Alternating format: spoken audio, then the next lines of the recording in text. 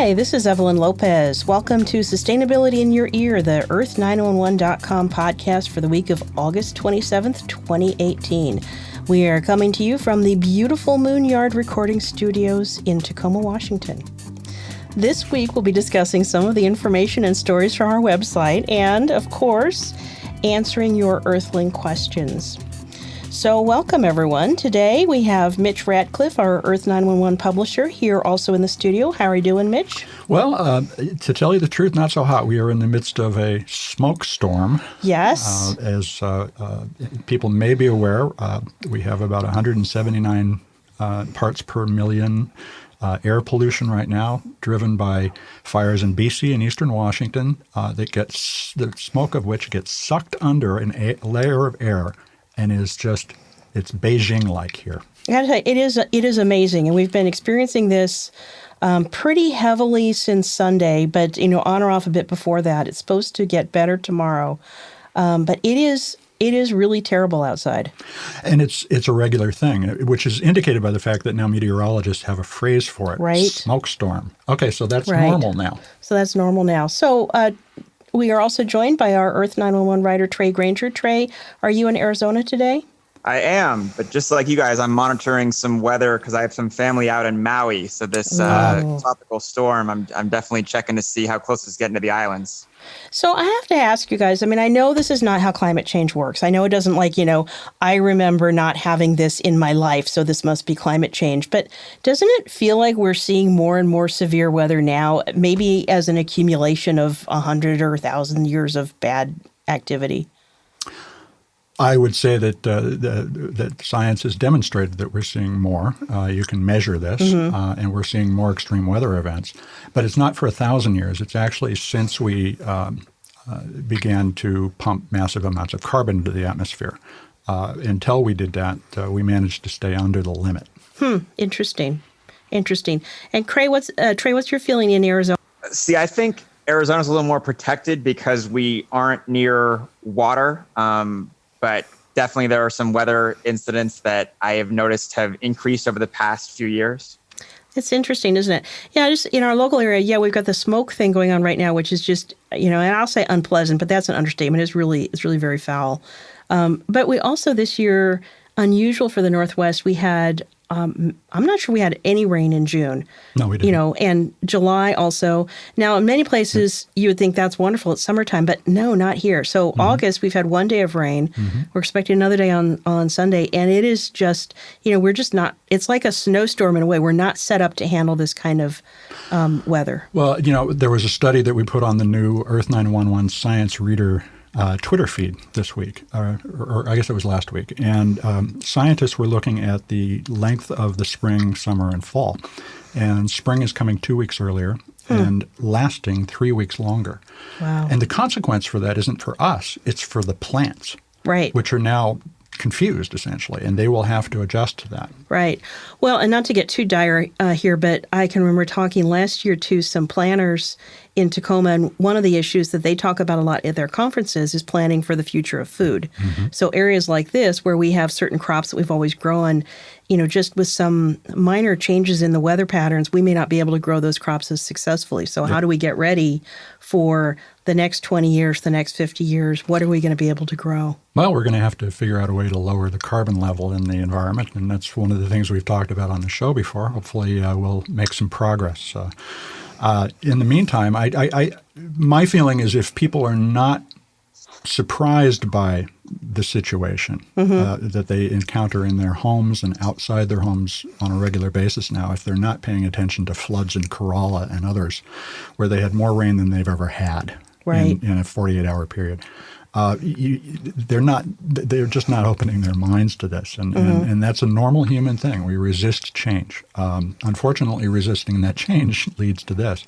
The last time I remember this kind of weather in Tacoma during my lifetime was back in the 60s when we had a smelter that used to pump out just amazing amounts of terrible pollution. You could taste the arsenic in the air, in the fog and smog that, it was foggy here every day. And then the Clean Air Act happened, it went away, and now we are going back towards this because we're not managing, in this case, our ability to prevent fires, but there are other factors involved in why we have a smoke storm, too. It's not just the fires. And amazingly, Ryan Zinke, the Secretary of the Interior, blamed these fires on what he called environmental extremists because, of course, people who love the environment burn it down. Oh, well, I guess any I don't want to get excuse. political, but I thought that was one of the dumbest things I've ever heard. That is a good one. So switching our focus, Happily switching our focus from that, I'll provide some segue here. So we want to talk a moment before we get into our stories. We want to talk about our recent Earth911 surveys. And the first one does sort of get into the issue of, have you noticed what's going on and are you making any changes? Well, so we asked a couple of weeks ago if you switch to plant proteins. And the survey is just a simple yes-no question. And here the question doesn't say, have you given up meat? It's have you started to switch? 84% of the Earthlings who responded said yes, and only 16% said no. So people are aware. And in this case, I'm not saying that we've all gone vegan, but I think what people are doing is they're looking for opportunities to take beef out and other types of actually, it's industrial farmed meats. One of the things that is really interesting about how we raise our food is that by putting them in concentrated pens and like we do, we actually deplete the land and everything. But if you let cattle or sheep or others wander around like they used to when they were not a domesticated animal, that's actually good for the land or can be good for the land in a lot of situations. So people are thinking about it. They're acting on it. And we also have another survey that shows how much time people are putting into making some changes as well. So what's the second survey then? So we asked how much time do you spend recycling each week? And so here are the numbers. Less than 5 minutes, 5%. 5 to 10 minutes, 18%. Okay, now, so we're at 23% who are spending less than 10 minutes. 10 to 30 minutes, 27%. 30 minutes to an hour, 25%. And more than an hour, 25%. So we have 77% of people who are spending more than 10 minutes, and half of them are spending at least a half hour on recycling each week. That's interesting. So, Trey, I was asking you offline before we started this, but how much time do you think you spend recycling? Because you are a very efficient recycler. Yeah, I'm probably in the lower portion, but I think it's great that people are being so thorough because, as I've mentioned numerous times on this podcast and offline, it's so important to avoid contamination. And if people are spending that time making sure the stuff's supposed to go in the bin and cleaning it out before they put it in there, it's really, really helpful to that community recycling program. You know, Business Week has it's a featured story on the cover about this exact thing. They've discovered the problem of the Chinese ban. And while it was a business-focused article and they kind of missed many of the environmental issues, what was interesting about it, they understood that the contamination was the issue, but they didn't really represent why the contamination is the way it is. People who sort well are not part of this problem. The part of the problem is that a lot of what gets sorted in the curbside bins then gets mixed back up to be sorted out again by something called a MRF, a materials recycling facility. And that's what's producing the 20 to 25% contamination rates in these big bales of stuff that had been being sent to China. But what they pointed out in the article is that now Chinese companies, because they can no longer import American waste, are coming to the United States and buying American recyclers. And two things have happened since the Chinese announced the ban. One, they've cut down their imports already by 46% this year. But the other is that the price of materials in the United States has crashed by 60%. And that means that all those companies are a lot less valuable than they used to be.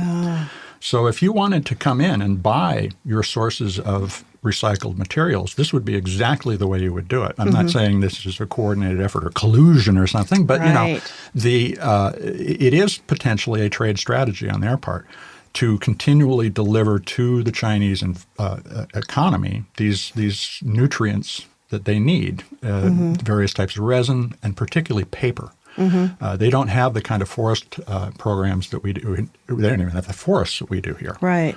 So, you know, this is a problem that is continuing to compound. And for these recyclers who are putting all this time in, they expect this to be handled responsibly. I don't know that sending our waste to China is efficient. It's not about responsibility. If this is the way the system works, that's fine. But that also throws the United States into a purely, and you said this before the show, a consuming mode where we take the first round, the virgin materials, use it and then throw it away, and then the rest of the world gets it. For us to be a really efficient society, we need to be processing that and reusing it locally, because the closer we stay to where we are, we reduce the carbon footprint for transportation. We just generally get better at every aspect of our process. And that's what we need to do, is change our lifestyles in such a way that we don't give up all the good parts, but we stop doing the particularly wasteful things. Yeah. And these folks, 77% of them, clearly are taking time and effort to do that. Yeah, and what I appreciate about that is that it shows that recycling has become a significant activity for them. It's important enough for them to devote time to it, and I think that's important. I was thinking to myself, I don't know how I would answer. I have, what I have is used kitty litter bins set up in the kitchen, because I live obviously like a surf shack lifestyle, and we just throw the cans in one, the glass in another, the plastic in another. And so it's hard to really quantify how much time, because it's just an automatic. It's just like throwing something in the trash. Well, but that's because you've taken the time to set up that sorting system, which I think is also, to Trey's point, he pre-cycles. Right. He's prepared himself to be efficient with his time. And given the amount of the many years that he's been involved in doing this, you can see that he's become more efficient. We can all do that. Yeah, definitely. So one of the stories we're going to be talking about today also talks about more options for recycling through the mail. And that is not something that is part of my recycling routine. So that may be a way to become even more efficient. And, it's interesting. We get a lot of questions, particularly on Facebook and through the email, and from other countries. And the mail-in programs over there are just as robust as here. That's often the solution we suggest, to mail in rather than look for a local recycler. Yeah, interesting. Well, before we get to our stories, I also wanted to talk a little bit about the interviews that you can find on the Earth911 website. The most recent is an interview with Mary Huckel, founder of Community Garden Magazine and the Community Garden Revolution podcast. And Mitch, you talked to Mary. What did you sort of take away from that interview? Well, a community garden is a great way to catalyze local action. A local sense of community. That is redundant, isn't it? But we talked about how to get started, where to locate things, the kinds of programs to tie into. So, for instance, churches, veterans programs, people dealing with PTSD are very well served by participating in a community garden.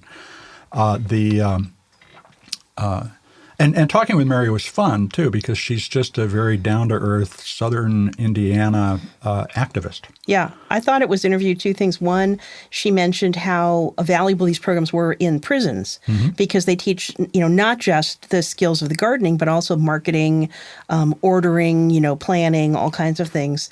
And then the other piece she said was that areas that have a community garden tend to be safer. It tends to reduce crime and reduce vandalism and things like that. So I thought, those are things that I wouldn't even think of as a side benefit.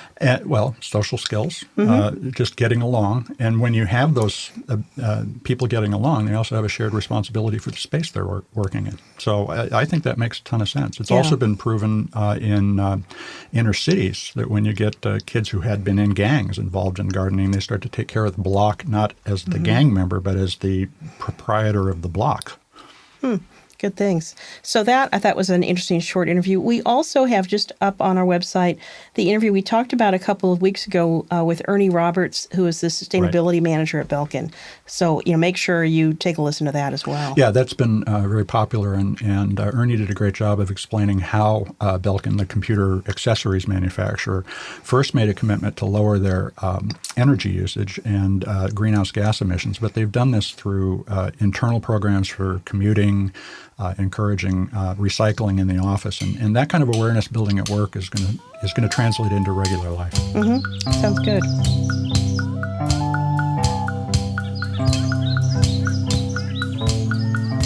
So stories from our Earth911.com website. I thought we would focus this week on a little bit of a back to school, getting ready for fall. What are things you can do around the house with that are sort of more environmentally friendly. And our first story is one of Sarah Lozanova's stories, and unfortunately Sarah couldn't be with us today, but it is 10 relief remedies using essential oils. So Mitch, do you want to start us off and talk about essential oils? Well, essential oils, which are made from orange, from mint, from all sorts of things, are lavender, are useful in various combinations, but you have to prepare them correctly so that they preserve their usefulness, right? So we looked at ways, or Sarah looked at ways to apply essential oils to the skin, to use it to help your breathing. As you can hear, I could probably use some essential oil right now, and anything that you might ingest. So the different or the main ingredients in this are lavender, and this is known for having a calming effect. It can help people get to sleep. It reduces anxiety. And what you want to do is put it either in a cotton ball, which you might put in your pillow at night, or you could use it in a diffuser nearby. And what you want to do with lavender oil is mix it with some sort of carrier oil, and then you can also apply that to the skin. So there's an example in lavender oil. How about lemon oil? Well, before we leave lavender oil, let me tell you, I know this more from a friend with teenage daughters, but if you have a teenager who has done some piercing, particularly belly button piercing, really, you want lavender oil big time, because it's very antibiotic and soothing, and it will help the piercing to heal up very quickly. Didn't know that, did you? I had no idea, and thank God my daughter doesn't have it pierced. That you know of. Yeah. All right. Well, lemon oil. What do you think about lemon oil? Well, I always have loved the smell of lemon, but it's also good for you in a lot of different ways. The smell itself is rejuvenating. You can use it to detoxify and disinfect as well when you rub it on. It fights germs. And it's the kind of oil that you can easily mix in a glass of water and just take a drink of. So you essentially unsweetened lemonade. Really easy to work with. You can buy it virtually anywhere. You want to look for organically produced, obviously. And one of the biggest uses is in homemade cleaning products. Oh, yeah, you can combine a little lemon oil to leave a nice smell afterwards. We have been trying to move towards using white vinegar and baking soda as our main cleaning products in the house. And I have not tried combining the white vinegar with lemon oil. I don't know. They would probably smell okay together. I mean, like a salad dressing that was vinegar-based, you could put lemon in. But what I have done is added a little bit when I'm cleaning with the baking soda. And that is very nice. It does make a very pleasant smell. So next we have peppermint oil. We won't go through the entire list. You should check out the article. And peppermint, it's another one where you inhale it. It does actually activate your brain to wake up. And it's an antimicrobial, so you can use it to get rid of bad breath. You can also use it to clean around the house.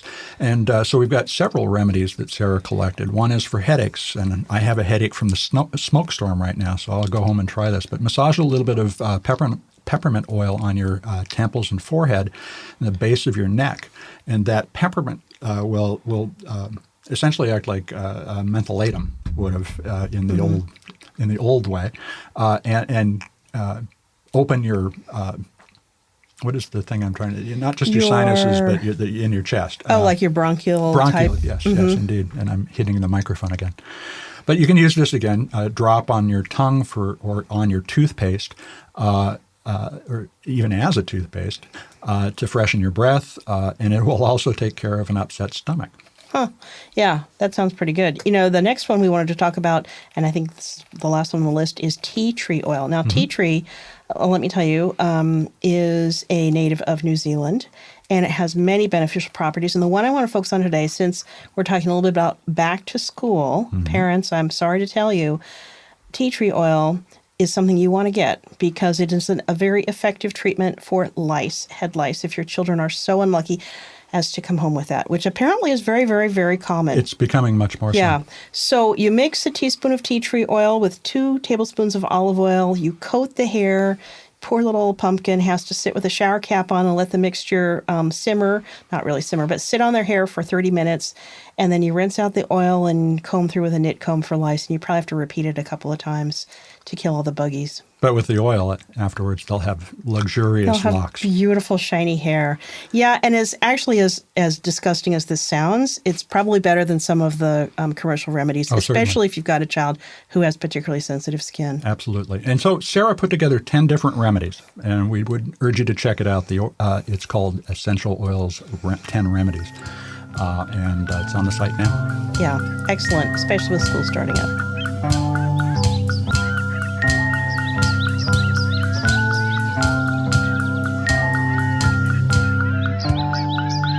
So related to this, I thought we have another article called Avocados for Beauty.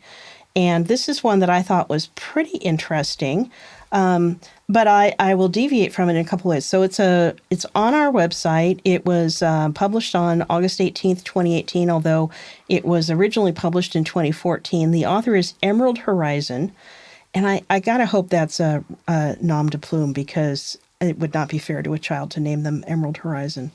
But somewhere out there, Mrs. Horizon is just so mad now. I know. Well, and I did go to school with some kids who had very romantic names, so maybe it is a real name. Anyway, avocados are not only delicious, but they're also deeply moisturizing, and they can be great for skin and for your hair.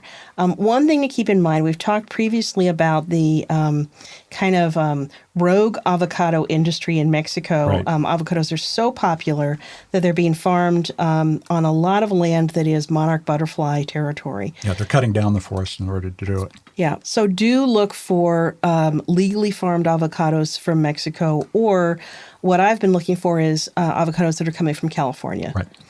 Because that way you're getting your safe avocados. So there's a recipe here for avocado hair mask.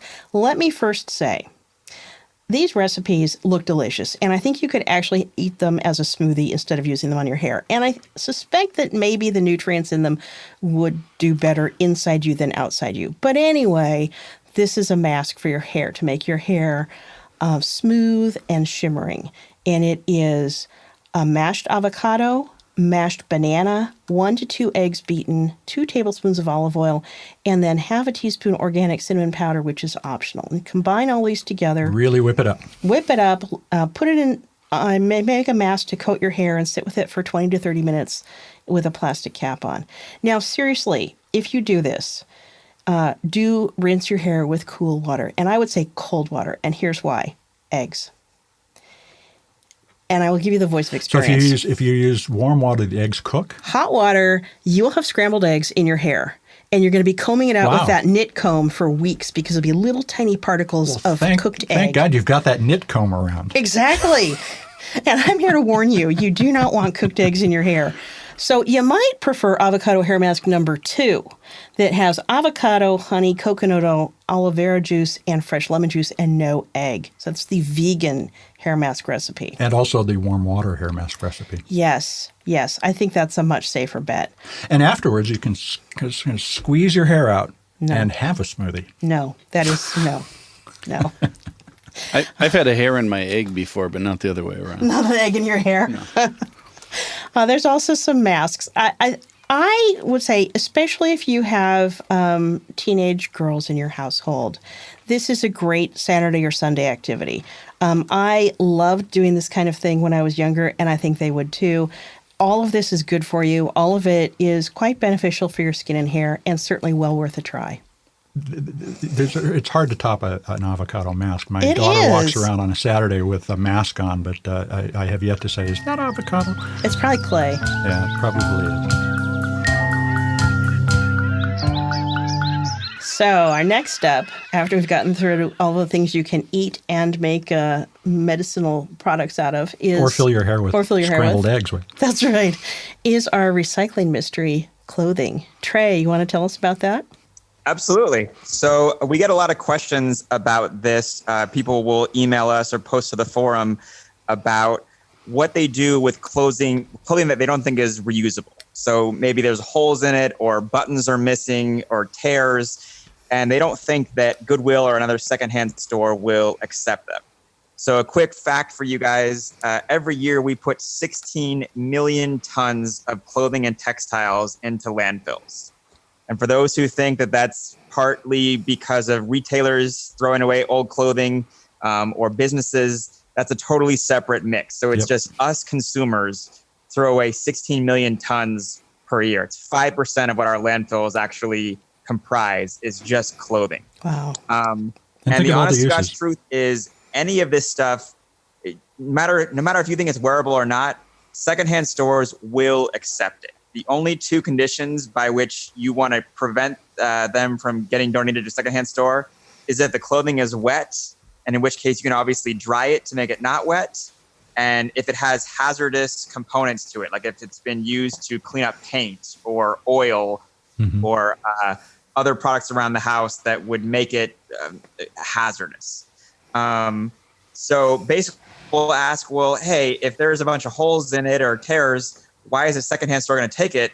Two reasons. Number one, they actually have staff on hand who can repair this clothing, who can fix holes, can mend this clothing in order to resell it.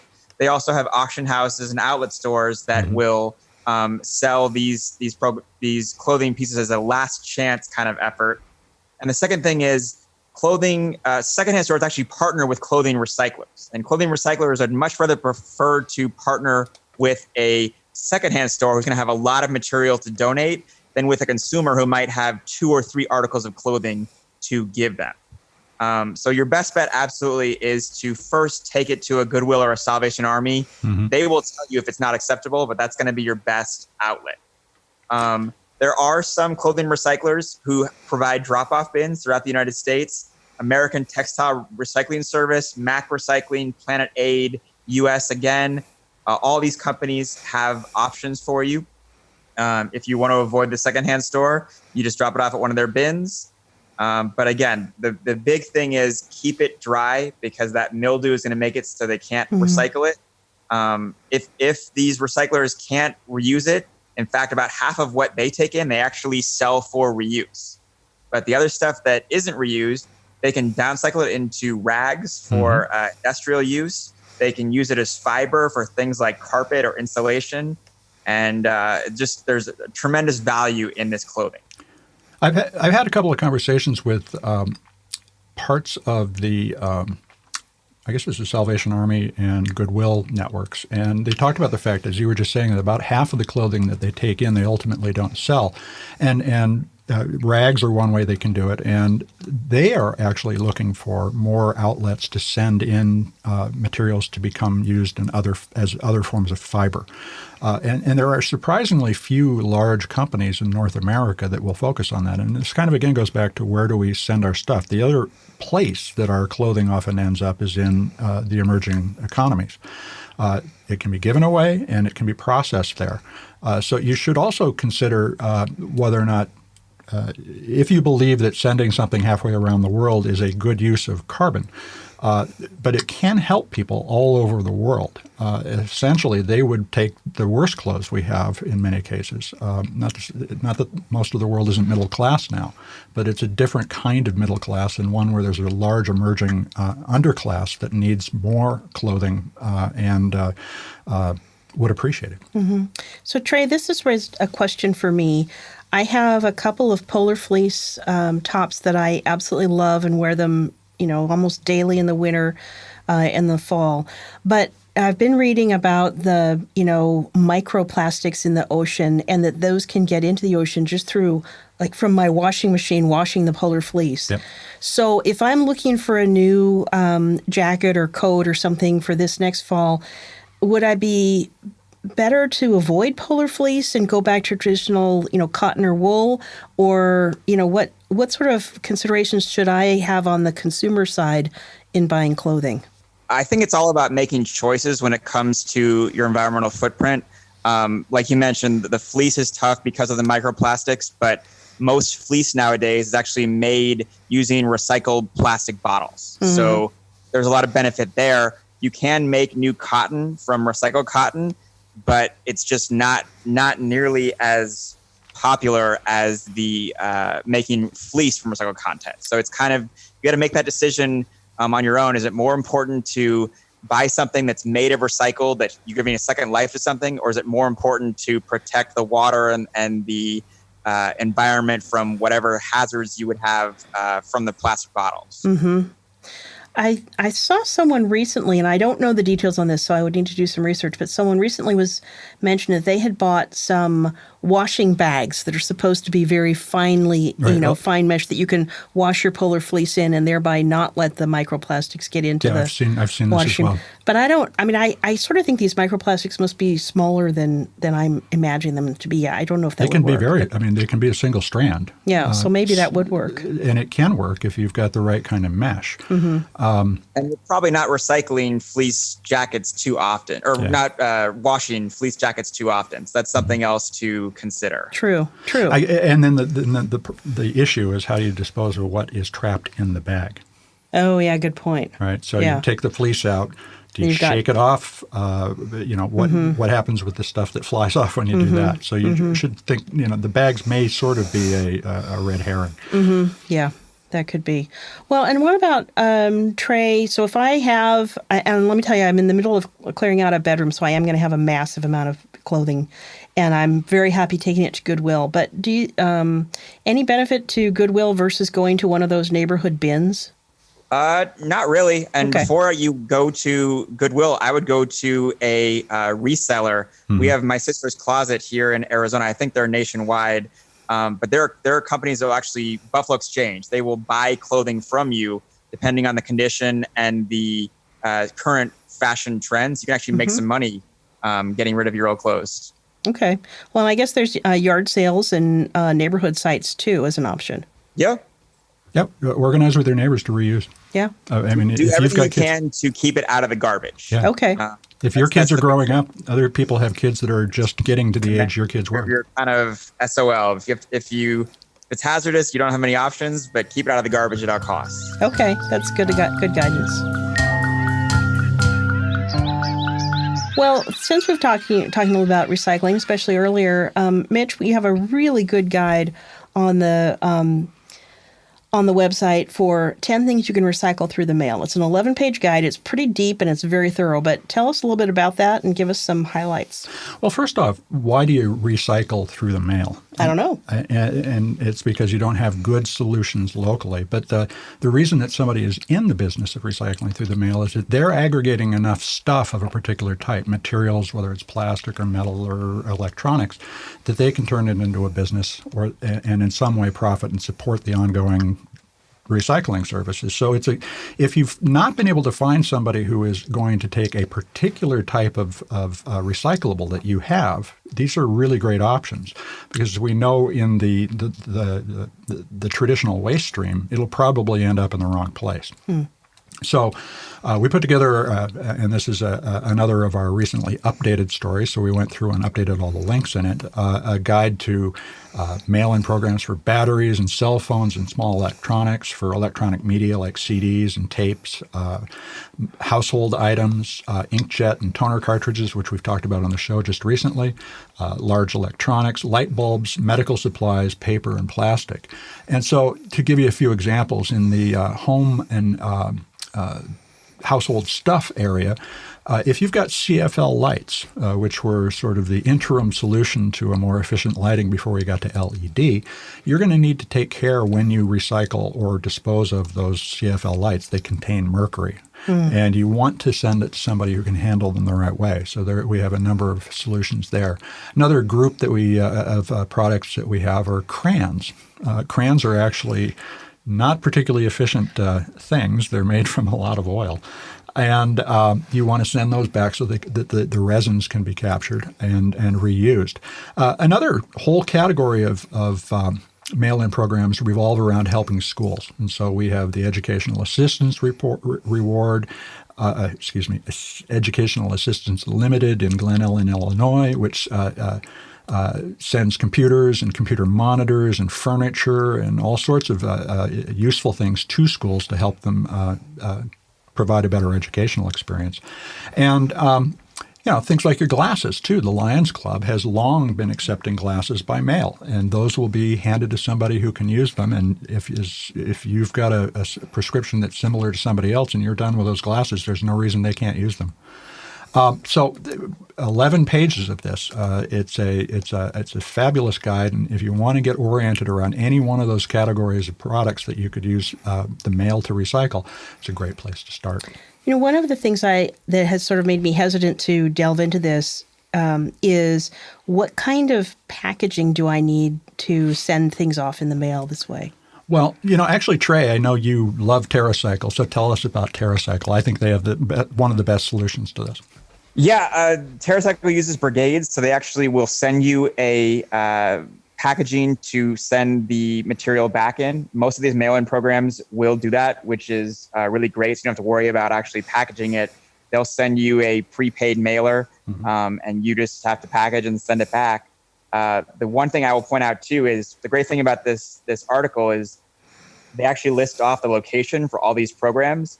And in my experience, if it's one that's local, you can actually call them up and say, hey, I have batteries. Can I just drop them off at your facility instead of using the mail-in program, save us the postage? And they'll say, absolutely. It's not walk-in, but as long as you make the phone call and just say, hey, can I drop this off? They're more than likely to accept them via drop-off as well as in the mail. So, and there are other programs where you might have to pay a small fee, but generally, they will send you the packaging in order to get it to them in the right form. Printer cartridges are another one. If you say, I've got 3 printer cartridges, they'll send you the boxes that will contain them. Very good. So any other stories that have come up recently that you want to touch on before we move to reader questions? Sarah had another piece that we just published this week about indoor air quality. And since outdoor air quality is so bad right now, we all retreat inside. But in fact, the indoor air quality is worse than outside, often because we have closed the windows and not opened them. Just having the fresh air blow through the house in the morning is incredibly important to refreshing the interior atmosphere. But of course, the fresh air can bring in, as we know today, smoke and other particulates, as well as nitrogen oxide that comes with this kind of pollution. People track stuff into their house. And so being aware of when you cross the threshold and what you might be bringing in with you. Are your shoes covered with something? Did you walk in oil? Those things become interior air pollution because as they evaporate out of the carpeting, for instance, you're breathing them. And I thought that was a great story to sort of set off this outdoor air problem we're having. Right now, the outdoor air is just about as bad as our indoor air. Right. That's interesting. I know that in the newspapers, they've been advising people not to vacuum right now because it just stirs up the particulate matter even more inside your house. So. Which is, you just don't think about this stuff. No. Until it happens. Until it happens. Yep. All right. I would definitely encourage people to check out that 8 Ways to Green Your Water story from August 16th. I mean, water quality is definitely an issue that's important to me. And there's some great tips in there about how to save water, how to prevent it from getting contaminated in the first place. Well, maybe we should let's think about in the next podcast, instead of doing sort of a focus on things you can do at home, maybe we can do a focus on, more of the things around your environment and that'd be great considerations. All right, good. It's a date. So reader questions. Earthlings are asking. So our first is from Susanna from Fitzgerald, Georgia, and she was on our Facebook site, and she asks, any recommendation how can I recycle if there's no recycling program at all in our area? Is there a federal or state requirement for communities to have recycling centers? We live in South Central Georgia. And Trey, I think this is something that you had looked into. Yeah. So the big thing for Susanna is Fitzgerald's a relatively small city. It's got less than 10,000 people. And we've done a lot of outreach to cities throughout the United States. And what we have found is when you drop below 10 to 15,000 people, recycling is very limited. The biggest reason why is because you have to build that MRF that Mitch mentioned at the beginning of the podcast, that material recovery facility to sort everything out. And it can be really expensive. With under 10,000 people, there's no way you're going to guarantee you'll have enough material coming through to justify those costs and those savings. The great thing, we did do some research for Susanna, and there is a landfill in Fitzgerald that will accept metal for recycling. So that's definitely one thing she can divert, getting out of that way. She's willing to drive an hour There are cities around her that do have more established recycling programs because they're bigger in population, and they will accept material from the general public. Okay. So we had a website that we sent back to Susanna also for the Georgia Recycling Coalition, and that was www.georgiarecycles.org. So that's a good resource. So if you think about it, let's suppose if you live in a very small town, especially if you're in a more rural area, a little further away from larger cities, we've talked about recycling by mail, so you can get rid of a certain number of things that are hard to recycle that way. We've talked about clothing going to, local resellers or to Goodwill, Right. or other charities. So really, I think the trouble is the things that you would normally put into your trash and finding a way to deal with that.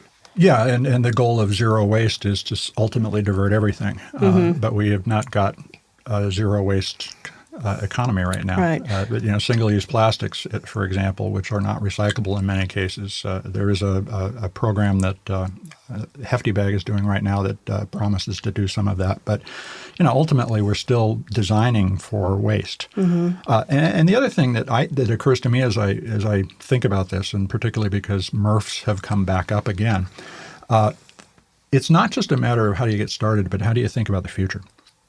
Here in Tacoma, we have a public waste management plan that includes a planned MRF. It'll be our third, I believe, in 2028, and it's going to cost $33.5 million.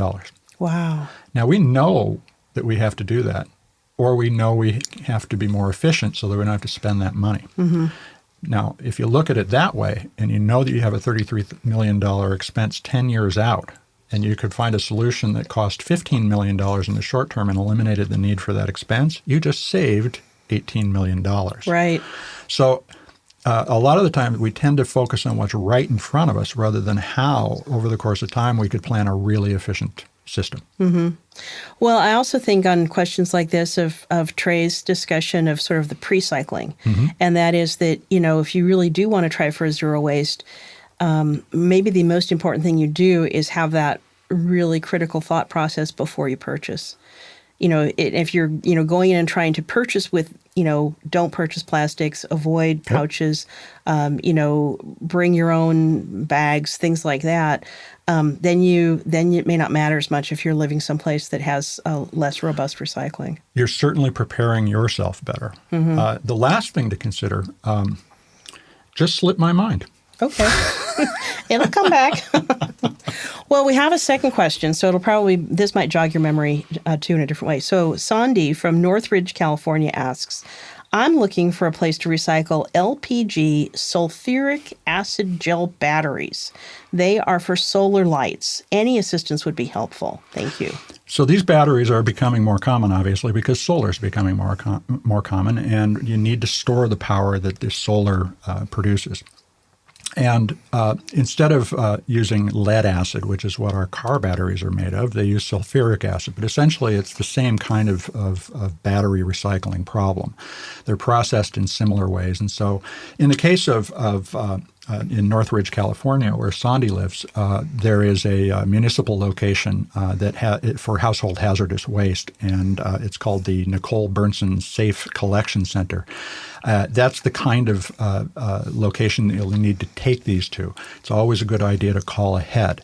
But if you go on the Earth911 site, you will not find LPG sulfuric acid gel battery, but you can search on lead acid batteries. Okay.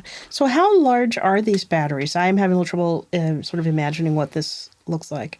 Are they big or are they small battery size? They're big. They're like car battery size, Okay. and sometimes they come in sort of bundles so that you would be picking up like 4 car batteries with a single handle is one of the ways that I've seen these deployed. What about things like, I don't think these have batteries, but these little lights that people use in the garden that are solar powered? They have little tiny solar. I just actually got some of those. Yeah, do those have batteries? Do we have to worry about when They have AA batteries, rechargeable AA. Okay. So, and I got some incredibly cheap ones to see if they worked at all, and they're kind of neat. My conclusion has been I should have spent a little bit more money and gotten a better product. But each one of them has a rechargeable battery, and I will probably have to tend to those batteries once every 2 years. But what I bought won't last 2 years. Right. Okay. Unfortunately. Yeah. Very good. And quick fun fact, guys, about the acid from those batteries. Sulfuric acid, what they do is they neutralize it, and it creates something called sodium sulfate, which is a common ingredient in laundry detergent. So you actually might be buying detergent that's using the remnants of a lead acid battery. Oh, I love that. Huh. Now I'm intrigued. I'm going to start looking for that on my my bleach and things like that. Yeah. That's interesting. Well, those were the questions we had for this week. Anything else before we wrap up? Mitch? No, just, look, we're continuing to build out the Earthling forum. People are starting to participate. It's good to see. We're also working on how that works so it works better. And, generally, we invite all sorts of feedback. We're trying to figure out how to take Earth911 and help people really answer these questions. I just remembered what the third thing was. What was it? The circular economy. Yes. When we were going back to talk about Susanna's problem. If you plan a product so that it is going to be taken back at the end of its life, that's the other thing that business is starting to explore and embrace.